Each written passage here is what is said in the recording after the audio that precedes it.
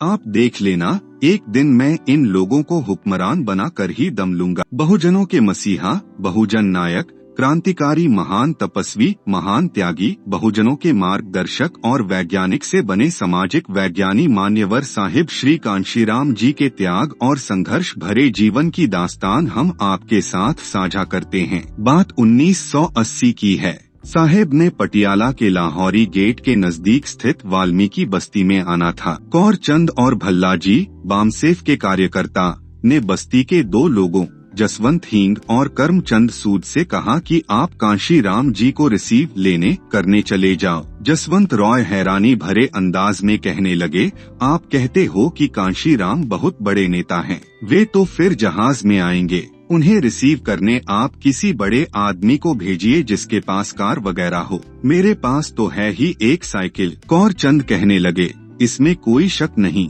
कांशीराम बहुत बड़े नेता हैं, लेकिन वे दिल्ली से जहाज में नहीं बल्कि बस में आएंगे। आप पटियाला बस स्टैंड से उन्हें रिसीव करके ले आओ। जसवंत रॉय असमंजस में थे कि यह कैसा नेता है जो बस में सफर करके आएगा। उलझन में कैसे जसवंत रॉय और कर्मचंद सूद पटियाला के बस स्टैंड लगभग 4:30 बजे पहुंच गए। लगभग 4:45 बजे एक बस रुकी। बस में बाई और खिड़की वाली सीट पर साहेब बैठे नजर आए। जसवंत रॉय और करमचंद बस के भीतर गए और अपनी पहचान करवाई। साहेब ने आसमानी रंग की आधी बाजू की कमीज, जिसकी बगलें उधड़ी हुई थी, और आसमानी रंग की ही मैली सी पैंट पहनी थी। पैरों के नाखून बढ़े हुए थे और पैरों में हवाई चप्पल पहनी थी। साहेब उनके साथ पैदल ही वाल्मीकि बस्ती पहुंच गए। साहेब ने चाय पानी पिया और जसवंत रॉय से कहने लगे, तुम शाम को एक काम करना, 7 बजे के करीब कैडर कैंप में 20 से 25 बच्चों को ले आना। जसवंत ने हैरान होकर पूछा, सर जी वे क्या करेंगे आकर?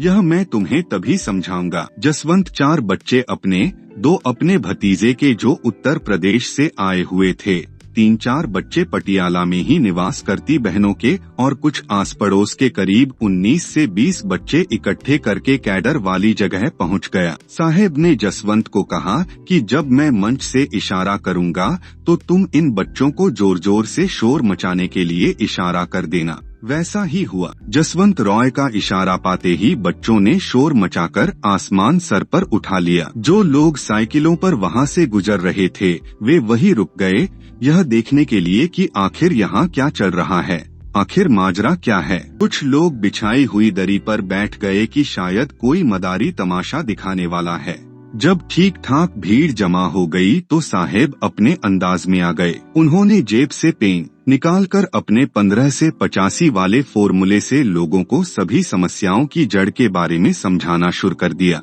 उन्होंने कहा, पेन का जो कवर है उसने पूरे पेन को ढका हुआ है, इसका और कोई काम नहीं है। मतलब कि यह 15% लोग मनुवादी लोग हैं जिन्होंने सदियों से हमारे 85% समाज को गुलाम बनाकर रखा है। पेन का जो काम करने वाला 85% हिस्सा है जो सारा काम करता है, यानी जो कथित ऊंची जाति के घरों की सफाई करता है, मैला उठाता है, पुल सड़कें सब बनाता है, वह गुलाम बना बैठा है। 6000 जातियों में बंटा समाज जिस दिन इकट्ठा हो जाएगा उस दिन ही यह दवा कुचला समाज गुलामी से निजात हासिल कर लेगा और सत्ता हासिल कर लेगा। बाद में जसवंत रॉय ने साहेब की इस बात का जिक्र करते हुए उनसे पूछा, साहेब जी आपकी बात तो ठीक है, लेकिन यह संभव कैसे होगा? साहेब ने जवाब में कहा, फिक्र न करो, देखते जाओ, मैं इन लोगों को एक दिन इस मुल्क का हुक्मरान बनाकर ही दम लूंगा। बहुजन समाज हुक्मरान बनकर ही अपनी समस्याओं का हल कर सकता है। साहेब कांशीराम।